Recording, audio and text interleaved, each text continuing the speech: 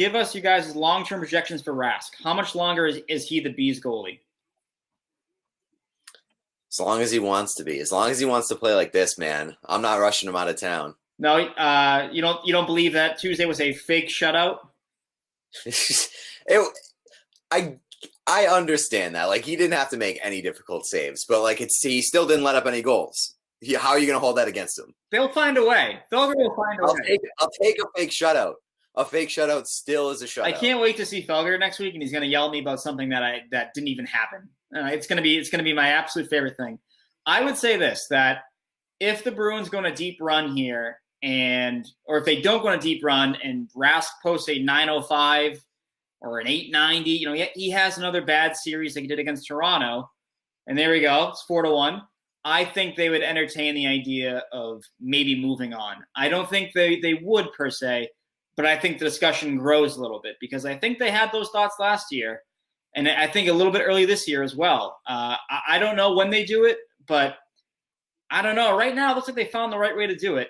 You manage him. He plays 45 to 50 games, and he's good to go for the playoffs.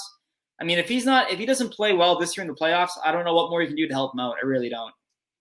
Yeah, no, I think that's a good point. I mean, you're not going to win too many series with a goalie posting, in between 905, 910, even 915. You're probably going to run into a hotter goalie than that and find yourself in a little bit of trouble.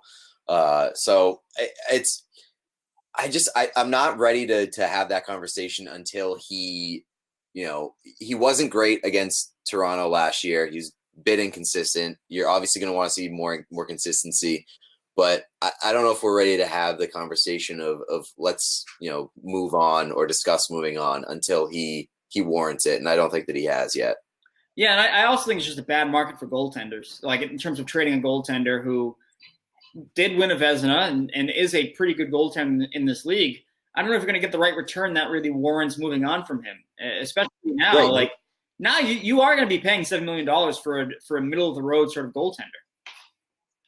Right, like, and who's going to replace him? How are you going to get him? Is he going to be part of the return?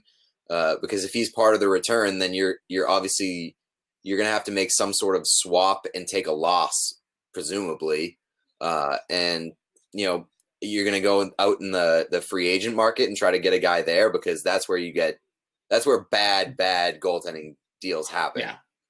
And you get stuck with guys who absolutely suck. Look at what has happened in Philly over the past decade. Yeah.